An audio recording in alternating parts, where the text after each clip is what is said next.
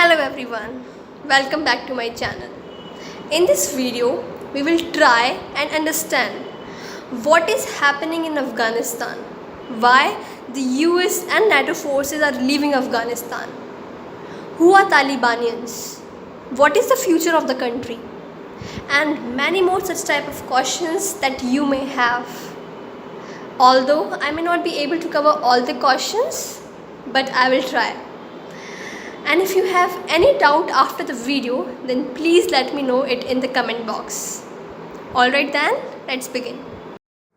Okay, so the first thing you may know is US Army has left Afghanistan.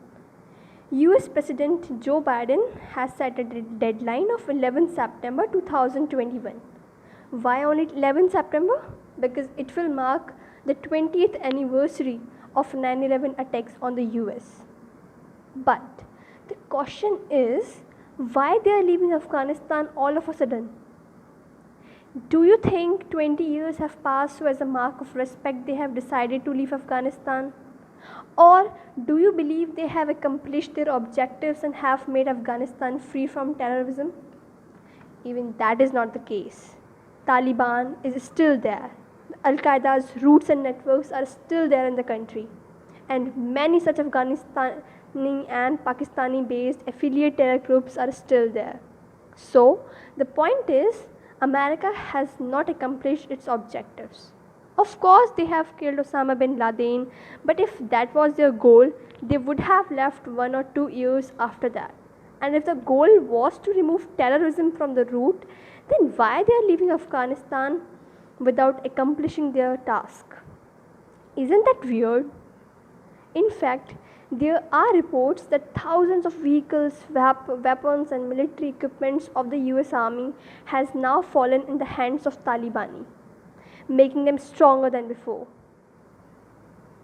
Yeah, you cannot leave a property without a proper handover, na? Oh, Baral.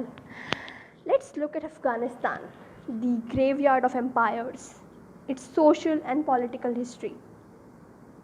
But I will not go in much depth as it will become confusing plus boring. So here is the flow chart. As you can see, from 1921 to 1926, Afghanistan was an emirate.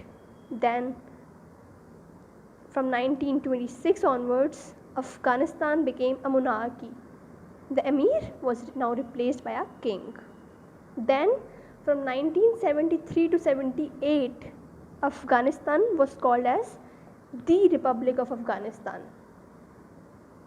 Okay, so now comes 1979, a very important year. It was a time of the Cold War between the US and the USSR. USSR means Russia. Both the powers wanted to take newly independent countries of Asia and Africa under their areas of influence. And finally, the year was 1979, when Russia invaded Afghanistan. Now, obviously, the US felt jealous, so he started supporting the rebels. Who are the rebels? The Mujahideen. And who are Mujahideen? Those who are very close, or we can say dominated by their religious identities. They want Islamic State, not communism of Russia. So the US was waging jihad against the government, which is a puppet government according to them, of Russia. Now the Mujahideens are funded by whom? Yes, obviously the US. Here comes a very interesting figure, Osama bin Laden from Saudi Arabia. He established a terrorist group called Al-Qaeda.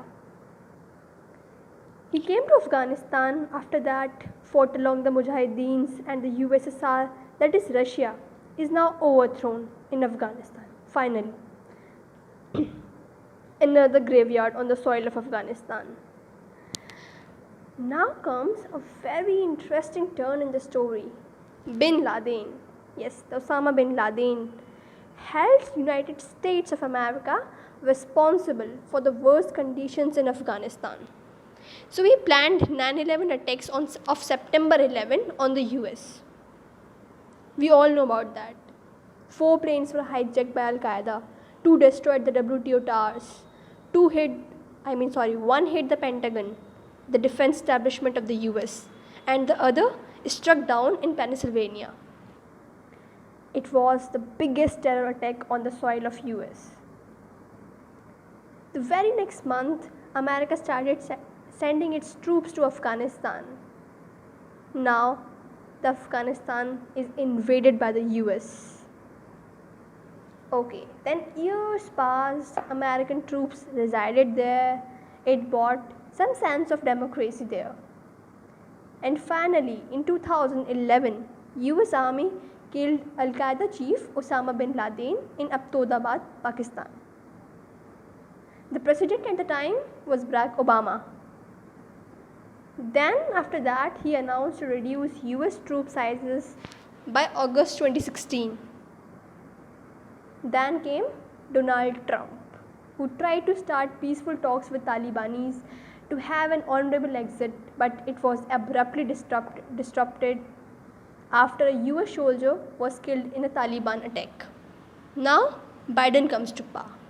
He decided on complete US withdrawal by 9/11 as a mark of 20th anniversary of 2001 attacks. But the question is whether it was required to stay 20 years in Afghanistan, spend over $2 trillion and lose more than 2,000 soldiers to replace Taliban with Taliban. Okay, America says, why we fight a war which is not ours? Okay, but this is not the way to live.